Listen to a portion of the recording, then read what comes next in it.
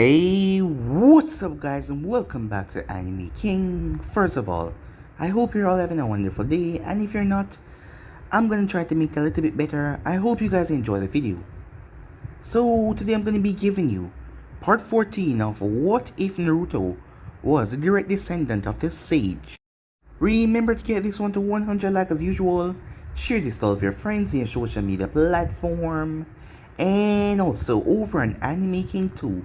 I posted a brand new episode of What If Naruto was transported to the Justice League world, so go ahead and check out that and enjoy guys. And also stay tuned for Anime King 3, I'm going to be posting a brand new episode tonight, and I do hope that you guys enjoy. And remember, if you're new and this is the first time you're hearing my voice, and you enjoy the videos on both Anime King 2 and Anime King 3, go ahead and click that red subscribe button and become part of the Anime King family. And thank you for all for your help and your support. All link will be down in the description for you guys to enjoy. So yeah, without further ado, what is to begin this new episode? Start the intro.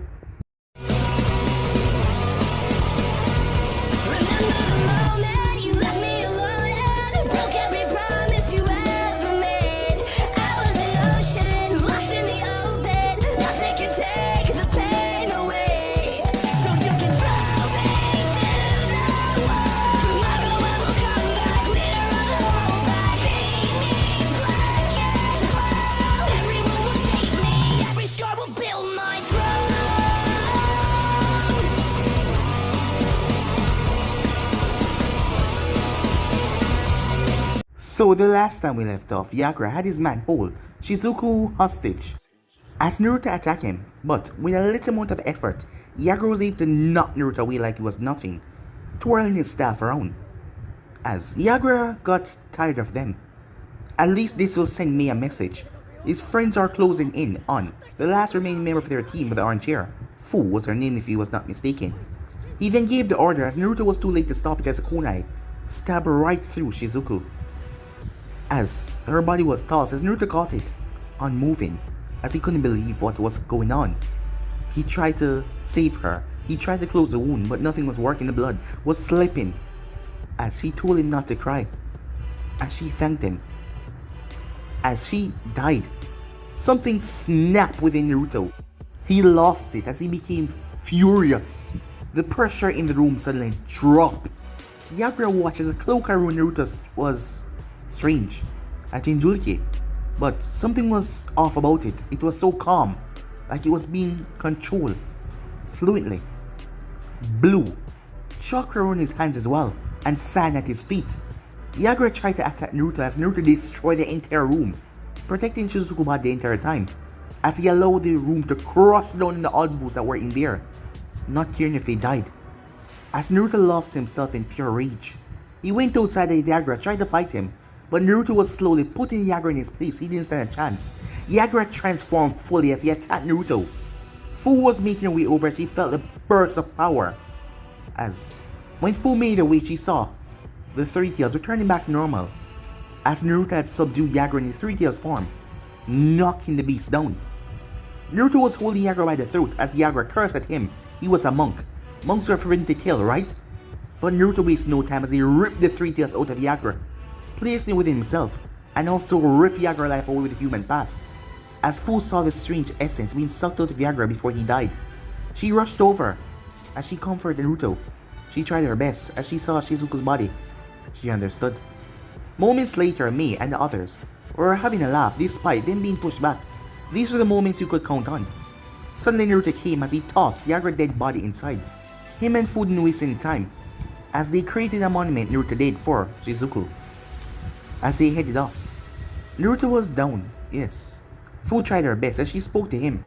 It took a very long while for her to see some sort of hope back in his eyes, as she was happy that at least he was going to be okay.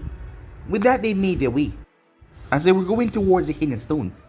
As Fu really hated the boat ride, yes, she felt sick the entire time. There was also a crew on the board, as they were filming a Princess Gale movie, but Naruto didn't mind that at all. As they finally arrived to the docks, making their way. Also, Naruto went into his mindscape. In there, the three-tailed turtle was acting up, as Naruto had to use his burst of chakra to snap the genjutsu from over it. It was then that Kurama told him, yes, he was being controlled by a genjutsu, and Madara. that power. As Naruto thought that Madara was dead, but it seems like the impossible could be possible. As it was there that Shikaku said that he helped him. As he saw that he was in trouble, so he used his hand. As Naruto remembered now that the sand was moved on its own and shielding him from Yagura's attacks. As he thanked Shikaku for that by patting him an extra longer time. As both him and Fu made their way down the docks, as they went down the alley, they were currently surrounded as they instantly flashed into existence by a Sonshin. A couple of them. Judging from their chakra, Naruto guessed that they were tuning level. So yeah guys, so it's basically as for the top, you guys can switch across the place and check out for yourself. So just to begin this new episode. Look what we got here, boys. It was 6 of them. Barely over 20 dropped down from the roof. As Naruto sighed, as Naruto quirked the eyebrow at one of the roofs, before turning his attention towards the man, putting on that monk persona of his. Can I help you, Shinobi-san? Fu had to suppress a scoff as she stood back. This was a boy that single-handedly take down a Kage, Jinchuriki nonetheless, and he was being polite to a bunch of Chunins. The poor fools had no idea what they were playing with here. They never even noticed that a wall of sand rose up at either end of the alleyway, blocking it off from the rest of the town. Yeah, I suppose you could, the leader of the bunch said as he stepped forward. Black hair that was combed back with beady black eyes. The rest were really forgettable. Each of them were in the standard Chunin uniform. There was a girl at the back of the group. She seemed more nervous as she was fumbling with her hands. You see, my companion happened to notice a monk walking around that bear a striking resemblance to the fourth Hokage. The man sneered in a rather unpleasant manner. You know who that is, right? The man said, trying to intimidate Naruto with his voice. That's the monster that butchered thousands of stone shinobi in the third Great Shinobi War. Naruto raised another eyebrow. Before he released another sigh, I would call it narrow-minded behavior to consider a shinobi kill another shinobi, monster-like behavior. But it may appear that way. But you're forgetting that it happened in a war where also multiple Konoha shinobis died. The man blinked for a moment, and his companions did as well, before a nasty look came over his features as he reached towards a kunai. Are you calling me an idiot? Naruto smiled softly, catching him off guard with a kind gesture. Of course not. Ignorant is very different from stupidity. Ignorance would be to attack me, merely for a resemblance to a man, doing his duty to protect his village, as any loyal stone shinobi would have done in his place or situation. So, stupidity would be attacking me at all. Why, you little brat, the man said. He pulled out his kunai only for it to fly from his hand, straight into Naruto's palm, who caught it. Naruto looked at it curiously for a moment, as the others stopped. Surprised what he did. Did you know the kunai was never originally a weapon? Simply a multi-purpose tool. It was ninjas that turned something used for manual labor into a method of killing. The stone ninjas regained their composure as they were irked at Naruto's lecturing tone. Humans are so self-destructive. I wonder, how did we survive for so long? As he tossed a weapon to the sides, another slipped into the leader's hand. Tessai, maybe we should... The leader turned towards the Kunoichi with an angry glare. Shut up, Manabe. We need to teach this little disrespectful brat a lesson. The Kunoichi faltered under the man's gaze. She was perfectly fine in leaving this boy alone, even if he did bear a resemblance to the fourth Hokage. It was that way with many of these stone ninjas. They had moved on, or she got the point what the boy was putting across. Still, Tessai was her captain and she would be charged for her insubordination if she refused to follow him. Luckily, as a team medic, she was under no obligation to fight. As the rather stout man rushed in, as Tessai gave the order to charge, as Naruto ducked under the punch before slipping under the man's guard, touching his arm the entire time and flipping him with the momentum, as the man dropped on his back. As Naruto got back to his feet, but the man did not. He was completely drained of chakra, almost. Fu smiled as she understood what Naruto was trying to do, using strictly taijutsu so they have nothing to report when they went back to their commander. After all, they didn't exactly seem to do anything else. Mari, said Tessai. Another one rushed forward a sweeping kick.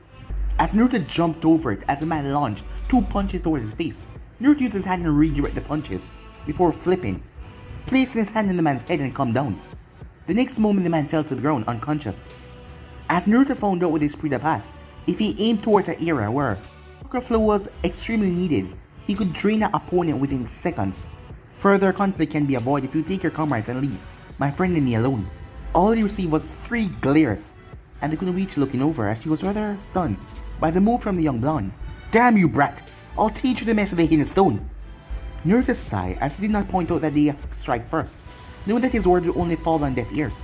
This time, 2 of them moved forward. same time. Naruto spin under the first blow, redirecting the punch downwards to put off the man's balance. He used the man's leverage to flip over him as he planted a hand on his back. Flipping over to the other one, Naruto tapped him on the shoulder as the man tried to swing at Naruto, but his arm went limp mid-air as the both of them collapsed unconscious. As Naruto was thankful to Ao when explaining some of the insane functions of the body, as this is the reason why Naruto was able to drain people so quickly now. As the reason of this was because Ao was talking about the gates of Rashomon to push your body to the absolute limit. There are few members of the Royal Line can open the third gate. Naruto had yet to dive into opening any of the gates. That is the reason why he learned about the points of the body, where the gates, similar to the chakra form, and especially at the back of the neck, that is where it came to the most. As Naruto can ponder about opening gates later, he had yet to try anything about that. The leader of the group now looked at Naruto with surprise. He looked over at the other one, Fu, that was just calmly standing there. He made a mistake thinking that Fu was weak. She was weaker than Naruto, but not weak. As he rushed towards her, a second later he was on the ground, clutching his face as Fu had punched him right in the nose. Naruto walked over and simply placed hand on the man as he fell unconscious. 5 chonins, stone ninjas lay on the floor, and he didn't even break a sweat. He looked at the Kunoichi. She looked with a mixture of fear and awe. Naruto did not like that look. To think that people might actually fear him when he actually meant no harm. You are welcome to tend to your teammates if we can leave in peace. The Kunoichi seemed hesitant, technically, by attacking her comrades. Despite them starting it, he was her enemy. Yet at the same time she had no wish to fight and she knew that she was outclassed here. With a small nod she rushed over to her teammates, none of them noticing that. The walls of sand went down, freeing up the alleyway. A few minutes later Naruto came to a stop. He had looked up at a nearby rooftop before the match began, as he was now looking up at the rooftop again. A man then flipped and landed down on the ground, in a horse stance. Fu could tell by the way he landed, that the man was powerful. He was giving off this aura. He was well trained. Probably a Jonin, not like those Chonins back there. If this came down to a fight, she wasn't sure Naruto could get by, purely on taijutsu. Pretty good, Giki. Not a lot of people can detect me when I don't want to be found. Naruto observed the man. He seemed friendly, but he was a shinobi. Line was kind of in their description. He was average size, spiky hair done up in a ponytail, mustache and beard, purple kimono top with a brown armor over it, and a wooden headpiece. It looked like a 3-point crown. Can we help you, Shinobi-san? I don't know yet. Why don't we walk for a while? Naruto shrugged as the man gestured away from the town. It was where Naruto and Fu were going anywhere. I am Naruto Uzumaki. This is my companion Fu. The man nodded as they walked. You can call me Roshi, he said. As the group walked, when people got a glance towards Roshi, they backtracked. They even moved to the other side of the street. It didn't last long though because they passed the outskirts of the village that they were just in. But it made Naruto wonder though. They weren't like the looks of scorn or fear that he got when he was in Konoha. Well, slight fear was there, but uneasy was the most. It was like they didn't mind him, but they still preferred not to be near him. As Naruto didn't see anything wrong with Roshi, he was a shinobi and a powerful one, given the chakra levels. And he wasn't exactly wearing the standard stone uniform despite wearing the headband. In fact, his clothing looked like it had been to someone who had fought before the first shinobi war. As Naruto tried to get a read on the man due to the moisture in the air, there was something about the man's chakra he found strange, almost familiar but he couldn't place it. Fu was glancing at the man as well, but most of the time her face was just neutral, so he didn't know if she was just suspicious or she was just, well, curious. Finally, they reached a small campsite, set up in a clearing outside of the town. A small tent, it was simple, that looked like it can house 2 people, with a fire enclosed by a ring of rocks. He could hear a stream nearby. That would explain the pot of stew over the fire, happily boiling away. Looked like the kind of camp you can tear down and set up in a few minutes, if you're a ninja. It's not much, but make yourself at home. The man walked over to the fire, peering into the pot, to check on what was probably his dinner. Not wanting to be rude, Naruto made his way as he sat down on a small log that was there. As Fu sat beside him, she pressed her body a bit closer than usual. But he said nothing, but his cheeks flushed a bit. So, how can we help you, Roshi-san? The red-haired man smiled as he leaned back. Don't bother with the old, unearthly crap. You'll make me feel like that old bastard. As he smiled, he got 3 bowls and poured the stew out into it. The man did that fast. He unsealed it from a seal that was right beneath his pouch, but he did so fast. Most of them missed it, but Naruto saw. Alright then, Roshi, said Naruto, as Roshi handed both of them the plate of stew, as he started to dig into his own like he hasn't eaten weeks. but given his bulky frame, Naruto would doubt that. He was already finished before Naruto finished his first spoonful. Nothing like some warm stew at night to keep the chill away. Naruto continued to just sip at it. It was delicious, as a healthy color invaded Fu cheeks as her body reacted to the warm meal. So, what are two Jinchuriki doing? Wandering in the sport of sucking the honey. Naruto swore if he hadn't had years of monk training, he'd have spit out the stew right there. Fu simply continued to sip at her own meal. The only thing, her hand tightened slightly, as she prepared herself for anything. As Roshi was disappointed, he thought he would get a good chuckle out of their reaction. Don't worry about it. We're all in good company here. As he made his way towards the ladle to pour himself a second bowl. Which one? Said Naruto. Roshi looked up. Well, I guess as a host, it's only fair. He stood up with an over-the-top bow that didn't spill any of his meal. I'm Roshi, Jinchuriki of the Yonbai. As he smiled, as he handed a small flourish. When presenting yourself to someone important, Naruto was about to answer but the man raised a hand. No need, let me guess, he said, as he stroked his beard. Nadabi, correct? He said, looking at Fu. Her posture did not slip in the slightest, but there was a surprised look in her eyes. He then looked towards Naruto. He frowned, as he peered at Naruto for a while. Beikayube, right? His voice was unsure. He didn't have the same confidence when he spoke to Fu, because he wasn't sure at all. So, how does the stone know so much about us, said Naruto? Or they shifting his chakra just in case? After all, they weren't exactly a lot of ninjas that can react before he raised his arm. But Roshi simply leaned back and started to laugh. Don't get so worked up, kid. I know because that is what the big guy in my gut is telling me. My connection with the hidden stone is pretty loose. Hell, I would have probably been out of here if it wasn't for Han. His eyes drifted just for a moment before they returned back to normal. As Roshi started to eat again. As Naruto already knew this couldn't be poison, as the man had took his first gulp first. Not to mention, he stewed everything together and then he poured. By the way, there wasn't much poison that can affect a Jinchuriki. So what's your interest in us, Naruto asked. Roshi looked up. Me? Oh, nothing. I only watched a little brawl you had in the alleyway because I was bored.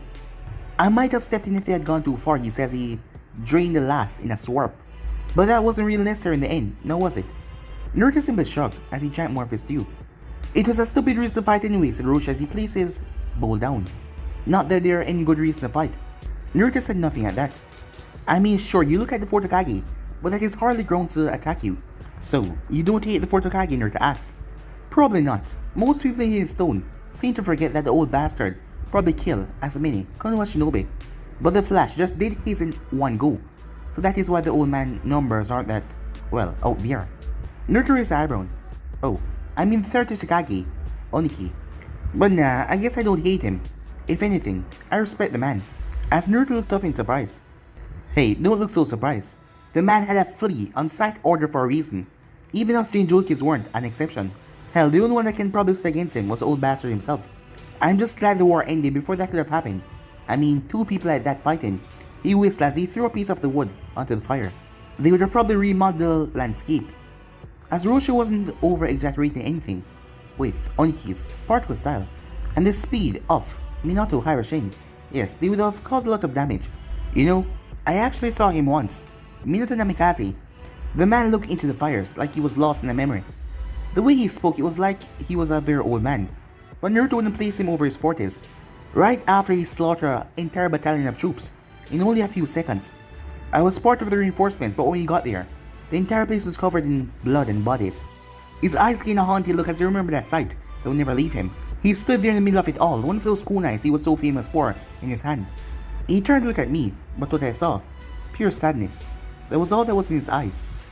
It might have been a trick of light, but I could have swear I saw his hands were trembling.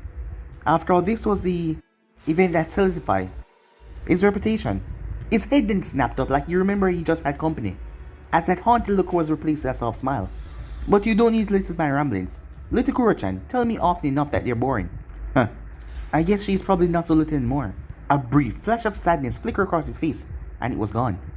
I guess I just need an outlet for all the stories I have in my head, with me having no family to, well, give them off to. Actually, that was very interesting. It's quite rare to hear the first-hand accounts of a veteran, said Naruto as he finished his bowl of stew, gently placing it down beside him. I feel honored. Kid, the less you hear about them better, especially the crap I've been through. Naruto's smile twitched a bit, as Roshi noticed. As it became rather silent, as Fu just watched, She had no idea what to do to break awkwardness tension like this. Finally though, Roshi straightened up. So kid, won't tell me why your chakra is so confusing? I can feel Son Goku having a small faith inside me. He keep on telling me he can feel two of his kind in you, but that is impossible. But there's no one else around. So you talk with your tenants and Naruto. You have a good relationship then. Roshi's eyes narrowed slightly as Naruto redirected the question, but he answered nevertheless. Well, I can't boast perfect control like the Kumo Jinchuriki can, but me and Son Goku have a dialogue at least. He's not the easiest guy to get along with, and he's prideful as hell. But in the end, you live with somebody for over 50 years. You hate them completely, or you tolerate them, you know? Naruto chuckled at that. He could relate. It seems the Yanbai, or Son Goku, was quite similar to the Kyuubi, in a way. Well, I guess you could say I'm special. You see, Roshi raised a hand, stopping Naruto. Actually, I got a better way. Come on, your girlfriend can join in too. He raised his fist, the same way Killer B did. As Naruto raised his hand, a fist bump as well. Fu raised her as well, nudging it from the side. Naruto was about to comment what they were doing, when he suddenly felt a tug, like when he was going into his seal. When Naruto opened his eyes again, he didn't remember closing them, as he found himself in a white plane. The only notable thing was, it seemed to get darker the further away he looked. He didn't realize that he wasn't alone. It was a strange sensation. It was like he didn't realize that they were there, but they were there, as he heard a growl beneath him. I suggest you remove yourself from my head, human, before I simply swallow you, although it would be degrading to eat one of your kind once again. As Naruto looked down to see nothing but orange fur, quickly jumping off the Kyuubi's head, he noticed that it just wasn't two of them. Shikaku, Manatabe, and Aisabu were also there, but Aisabu was still unconscious. "Where are we?" said Naruto, as he was surprisingly calm given that there was no bars between him and the Kyuubi, and the fox didn't look so pleasant today. The fox grunted as he looked around. "It appears Son Goku container has drawn us into the Shisei Sekai," said Manatabe as she eyed the Kyuubi, but he didn't seem to be in a mood to attack anyone. He just lay there lazily. It is kind of a shared world we Bijus, and by extension our Jinchurikis enter to communicate together. The Kyuubi snorted but didn't say anything. Although we haven't used it in centuries, it requires us to be close, or in the case of the Jinchurikis, touching. As Naruto noticed, Shikaku seemed quiet. Well, he has been quiet lately, but he never questioned it. Naruto. As Naruto heard a buzzing sound as he turned, Fu was standing there, with the Nanabi. As Naruto glanced at it, it was the first time he was seeing it. It didn't really have 7 tails. It was an oddly mismatched creature. It reminded him of a rhinoceros beetle, between a grow worm, as it had a bright yellow abdomen, 6 large bright yellow wings that fanned out behind it. They were emerging in a way you wouldn't think that would allow it to fly, and there was a tail, a long tail behind it, as the thing was buzzing. "It's been a long time, brother or sister," the Nabi said. His voice was buzzing like he was trying to speak through a fan, but at the same time like Manatabe, it sounded like a female, and it seemed cheerful. Yes, so many of us has not gathered together since the passing of our father. A new, booming voice that was intimidating, but not on the level of the Kyuubi, made itself be known. Everyone, except for the fox, turned to look at the newcomers, as Roshi was casually standing on top of the Biju's head. "Greetings again, Naruto Fu," said Roshi, as the both of them nodded. Fu was now standing on top of her Biju as well, and Roshi was doing the same. "So would anyone care to tell me why I was dragged into this horrendous meeting of some of my least favorite beings on this earth?" The Kyuubi said, his voice was filled with boredom and irritation. All of the Bijus looked towards him and he glared back at every one of them, even Aisabu, even though Aisabu was still unconscious. "Please, you hate everyone," said Nanabi. "I fail to see your point, insect." Nanabi huffed at that. It sounded like when someone disturbed a hornet's nest. "Still arrogant as ever, Kyuubi," Son Goku said. As Naruto took notice that none of the Bijus refer to the Kyuubi by his real name, whatever it was. But from the intense glare he kept on sending them, and the way his tail swayed ominously behind him, he couldn't blame them. "And you all are pitiful, as just I remember," he said, as he laid his head down in his paws. He must really not have a choice being here, because Naruto knew if he had a choice he would have gone already. "You are insufferable, fox. Just because you have more tails, that doesn't make you better than us." The Kyuubi cracked open one of his eyes, looking towards Son Goku. He had gotten Manatabe and Shikaku to stop talking to him because of fear. He can do the same to the monkey. "Do you wish to challenge me, Yanbai?" The Yanbai held his ground, not appreciating the name that Kyuubi called him. "Are you so full of pride you believe you could defeat all 4 of us?" As the Yanbai was leaving the standby due to his passed out state, the Kyuubi snorted as he closed his eyes, continuing to ignore them. You are right, it wouldn't even be worth my time.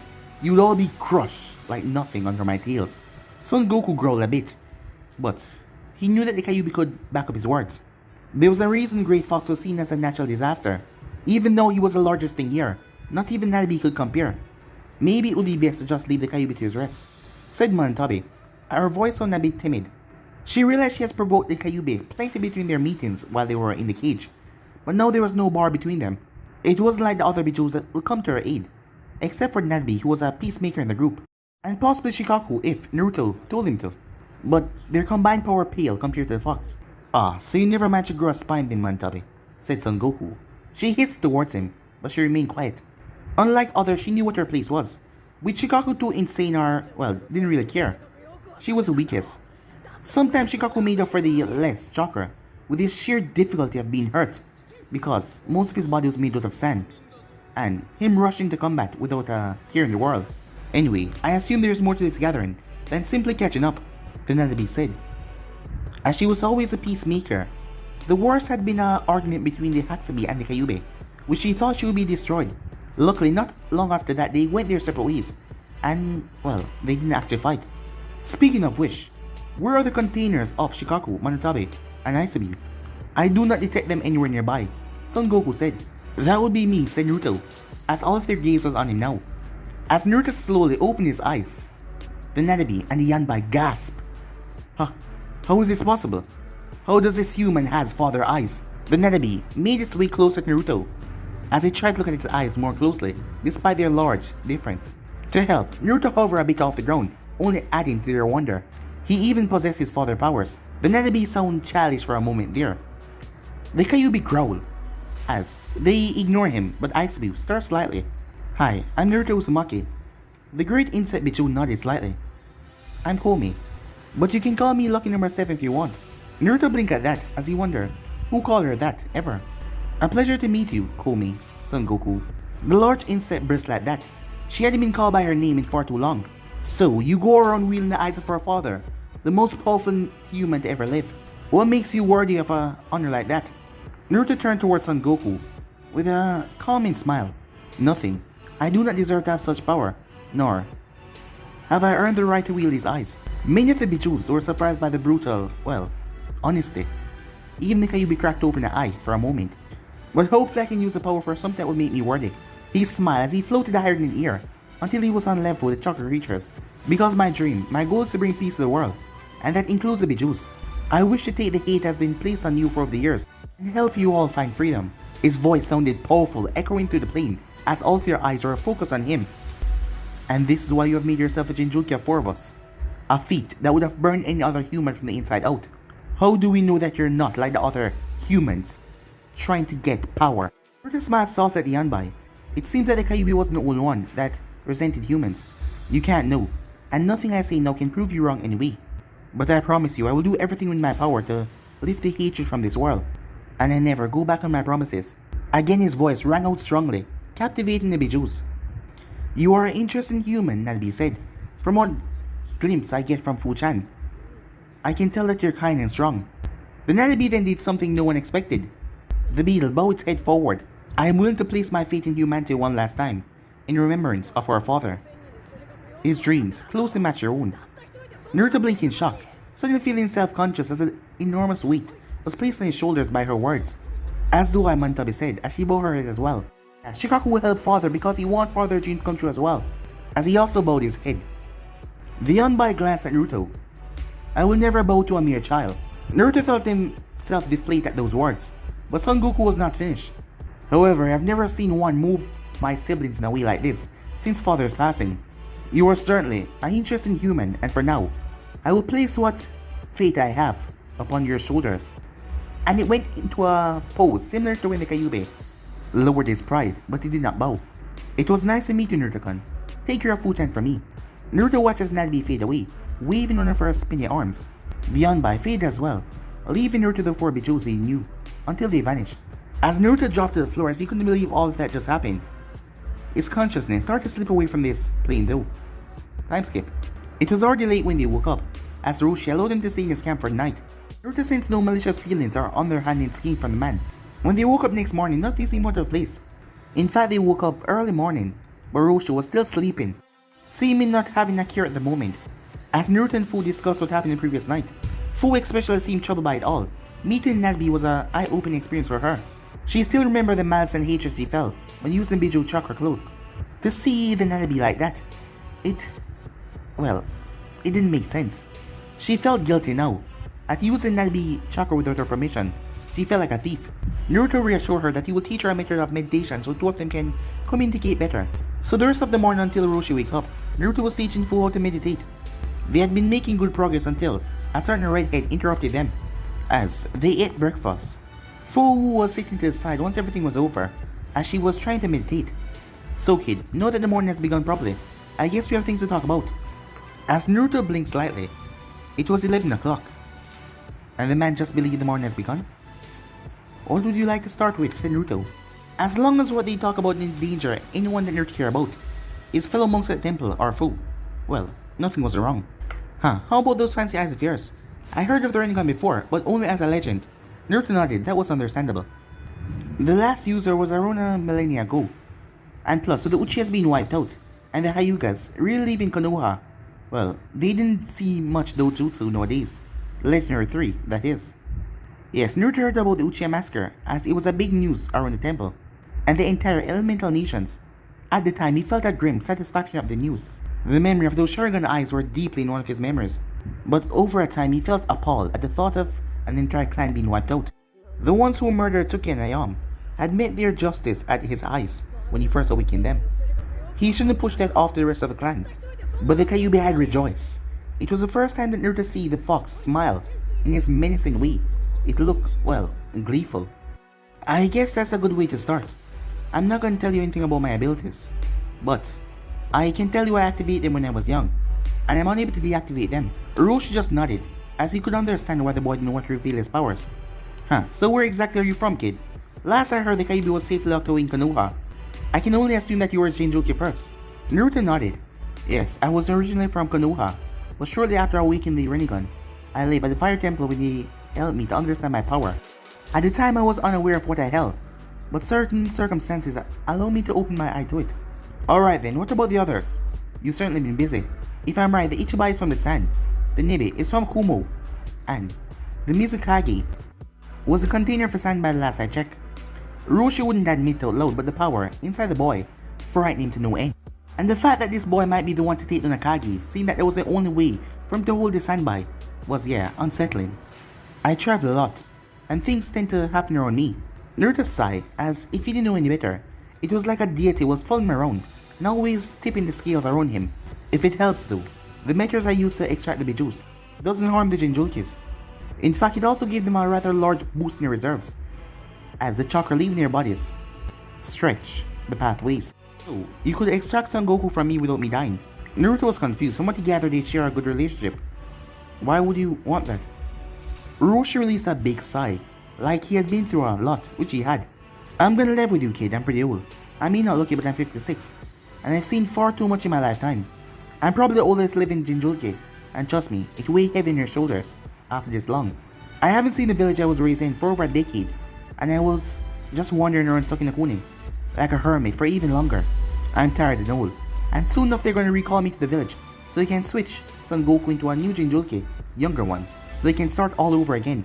He snorted at that, as Naruto shared the sentiment. I don't want to condemn a kid to something like that, hated, for something he had no control over. With you here and what you can do, then I don't have to. You said your goal is to free the Biju, right? Then I can bring you one step closer to that, and at the same time my burden is relief. Maybe I could even go visit little Kura-chan again. So, what do you say? Naruto simply blinked in surprise. Before he smiled, time skip. It was the next day as the atmosphere was light, as Naruto and Fu said their goodbye to Roshi. He was already in the process of packing up his camp. The tent was disassembled, and the fire was doused.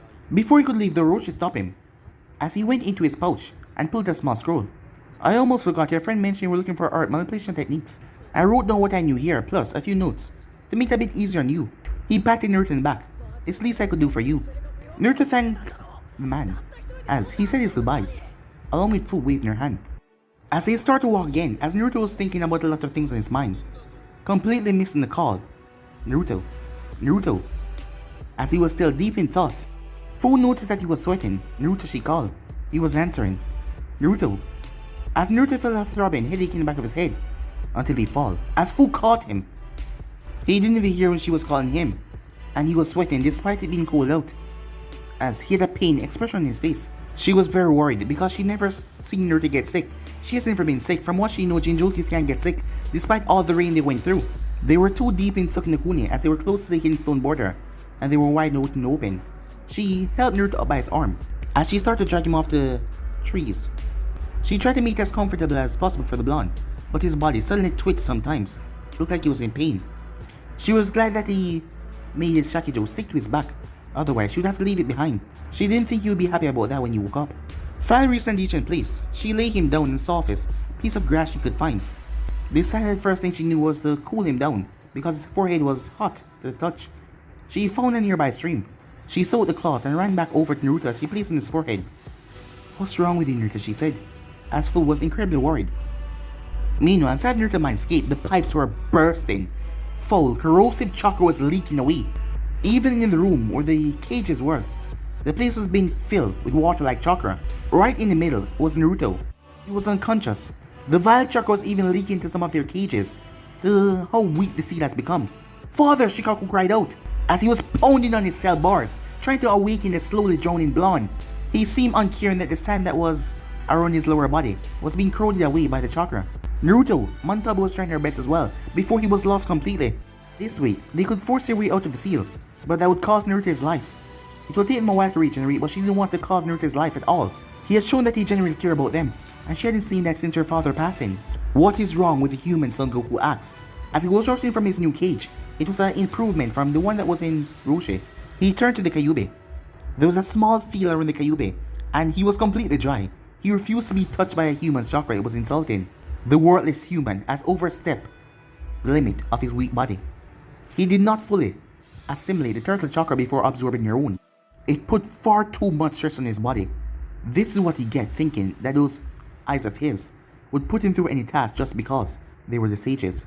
He growled as he knew that reforming, for him it would take the longest since that he was most powerful.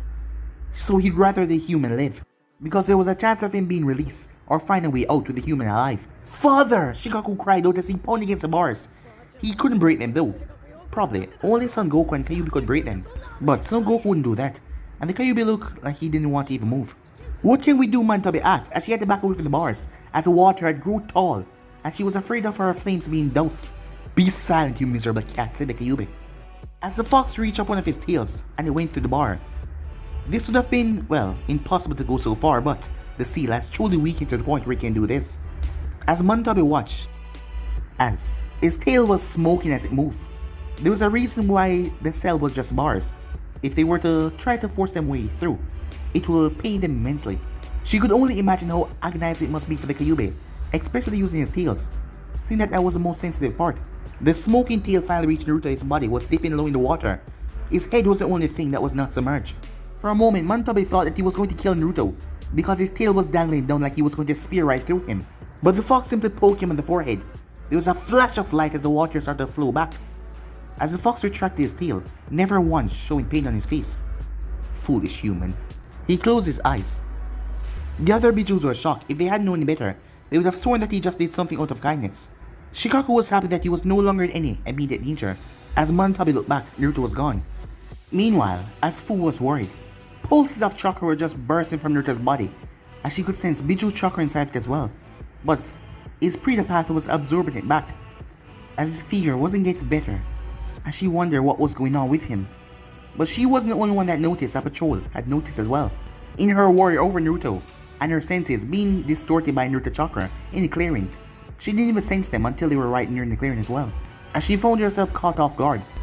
It's just two kids, Kurosaki. Are you sure this is what you felt?" The squad seemed confused, looking at her and the blonde. Strangely, the one that spoke was a rather large boy, with a large bulbous nose, as his cheek was red. Two of them. It seems like he has been running fast. "Shush, Akisaki, I'm sure I felt it come from here. Stop questioning me and just do something not completely moronic for once." Four raised eyebrows from their names and the way they spoke.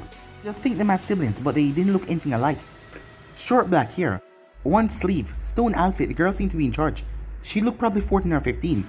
Alright, Kurosaki, the boy says he walked away. When he was gone, Kurosaki turned her full attention towards Fu, who had moved towards Naruto's side, more protectively.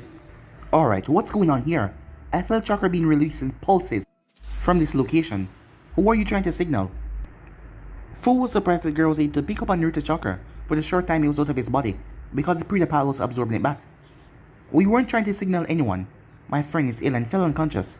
I've just been waiting for him to wake up. Kurosaki raised her eyebrow, but after glancing towards Naruto she could tell that he was unwell. His skin was pale and his breath was coming out ragged. Occasionally she felt a pulse of chakra from his body, only for it to disappear the next second like it was returning back to his body. But that should be impossible, unless he had some kind of Keki Genkai. That was the only thing that would work with him being unconscious. What's wrong with him, said Kurosaki. As she got a strange feeling from the boy, she could literally feel power bursting under the surface, and he was so young. And from what she's seen on pictures of the Yellow Flash, yes, the resemblance was noteworthy, but then again, most spiky blonde hair with blue eyes would look like him. I don't know, he seemed pale as we walked, and he then just collapsed. Kurosaki sighed. Technically, she was on patrol right now, and she has been hoping to run to Roshi. From the report she gotten, she heard that he was in this area, so she really can't afford to waste time here if it was just 2 kids. Alright, let me take a look. Fu quickly got in her way. Look, I know a bit of medical ninjutsu. Nothing too advanced, but at least to see what is wrong with him. Fu frowned, as she really didn't know what to do. With Naruto condition, so she moved out of the way, as Kurosaki's hand started to glow green. She moved it across Naruto's chest, before placing on his forehead. Huh, that's pretty strange, said Kurosaki, as Fu started to panic on the inside. I've never seen anything like this. If I had anything to compare it to, it would be the strain from chakra exhaustion. But his reserves are full, more than full even. It's like he has too much chakra, more than his body can contain. Just who are you two anyway? As she knew that blonde hair wasn't a common trait in Sokinokuni. Naruto is a monk on his privilege, and he rescued me, so I'm traveling with him. Technically what Fu said wasn't a lie, there was just a lot of details missing out. A monk? This kid? He barely looked 12. Well, anyway, sorry, I can't tell what's wrong with him. I don't even know if he'll wake up or not. No, there's a rumor. I heard that Tsunade Fasani is somewhere in the area. Maybe you get lucky and run to her. Fu widened her eyes at that. The legendary medic was in Sokinokuni. It's the reason patrols are so high in this area, said Kurosaki, saying look on Fu's face. While she's been off of Konoha active registered duty for years now, Gigi still feel a bit uncomfortable, allowing a son to just roam around loose in the country. As much as I hate to say it, for a tree hugger like her skills are the best in the world, as I made it in. Even Gigi said so. If your friend doesn't wake up soon, maybe you should seek her out. Fu nodded slowly. She had no idea how she would find Sanin, but it was a thought. Well, I guess you should probably be going then. Sorry about your friend there, said Kurosaki as she got to her feet. I hope you get better. Fu nodded her thanks. Just as Kurosaki was about to leave, Naruto started to spasm, chakra bursting from his body in drones. Fu's eyes widened as she realized what was going to happen, but before she could warn the girl, the ground exploded. Fu was sent sailing back, using what grace she had to flip and land in a tree. Kurosaki was less lucky as she wasn't prepared for the sudden blast of gravitational force, as she slammed into a tree head first. Fu watched Naruto as she released a sigh of relief. He was currently lying in a 10-foot crater. As he looked around confused. Fu? What happened? Where are we? He said. Naruto's eyes widened as he remembered when he first awakened the Rinnegan, the destruction that he caused. He shook himself off it. Fu, he said. He tried to stand but his legs gave out from underneath him as he fell down. Fu was already at his side looking over him worriedly. He smiled at her concern, but he used his Shakijo to stood up. Kurosaki, as Naruto turned to see a rather large boy rushing towards a girl, who wore the standard outfit as well for the ninjas of the hidden stone. The tree beside her had a rather curved out stone dent. Or was that the shape of someone's head? He looked at Fu. Your wake up was rather violent. He nodded. He would get the whole story from her later, as he made his way towards the two, as Naruto was in pain, as he felt like every step he was walking on hot coals. Are you alright? Naruto asked the girl. Well, he assumed that it was a girl from her facial features. Short black hair, and the clothing didn't really help. She had pink, pupilless eyes, as she looked at him. At Kurosaki, she could only see a vague image of a cute boy standing there. She couldn't tell the color of his eyes, but she saw whiskers. She chuckled slightly as she reached up to poke it, before she snapped out of her daze as she quickly got to her feet. But she started to fall, as her head was, hit hard, her body still fragile, but she didn't hit the ground. slowly opened her eyes. Naruto was holding her by the waist, looked at her with concern written all over his face, now looking at him. The resemblance between the yellow flash was quite, well, strong. She shook her head at it, as a thought creeped in her mind though. Would he grow up to be as handsome as him? What was she thinking? Thanks for that, she said. Naruto nodded, his face still looking concerned. That was rather odd for her, considering that she lived in a stone, where emotions and concern were weakness that could be explored. Of course, you're not hurt, are you? What the hell was he trying to say, that she was weak? As she was about to glare, but she couldn't find herself to glare. He was just concerned about her well-being. Why? No, she said. She had seen that look before. Well, her sensei when she was on her genuine team. But that was mostly because she was the honorable granddaughter of a Tishikage. Naruto's face was relieved now. That's good. I wouldn't know what I would have done if I had somehow injured you. She nodded dumbly. Of course, she said. She let her pride of Kunoichi snap back in. It would take a lot more than just a dumb knock to the head that would take me out. Good. Now if I may. Just who are you two? Kurosaki and Akisake blinked in surprise. Time skip. Naruto and Fu were now on the road once again. As a few hours had passed, it had taken a lot of use from his Sprita path, but he was now back to 100%. An explanation to Akisake and Kurosaki to what happened, but they had to leave because they had to go back on patrol. As they understood that he had no control over his actions when he blew up, they allowed him to leave. After the whole ordeal, Akisake proved to be a very jolly and friendly boy, considering that his partner wasn't attacked. Fu remained out of the conversation like usual, only putting her inputs when it needed. At the moment, Naruto was manipulating the earth, as he was working the first step of control. But it was kind of difficult. Are you sure it's okay for you to be trained so soon, after you just recover, asked Fu. He turned towards her and picked up a stone. Continue his practice. I'm alright, Fu, he said. There's no need to worry about me, I'm fine. The words calmed her a bit, but she was still concerned. The thought struck her as they walked. I would like to try and find Snagafasani. Naruto paused. Wait, what? But guys, be any subs right here. If you want the next part of this or not to do, like, subscribe, comment down below and turn on that bell notification stay posted. Remember to share with all your friends in social media platform. And also stay tuned for the rest of what is coming your way. I hope you guys enjoy each and every one of them. And remember, if you're new, to go ahead and click that red subscribe button and become part of the Anime King family. Go ahead and join Anime King, Anime King 2, and Anime King 3, guys. All link will be down in the description for you guys to enjoy. And yeah, without further ado, I'm out for now. See you guys later on. Peace.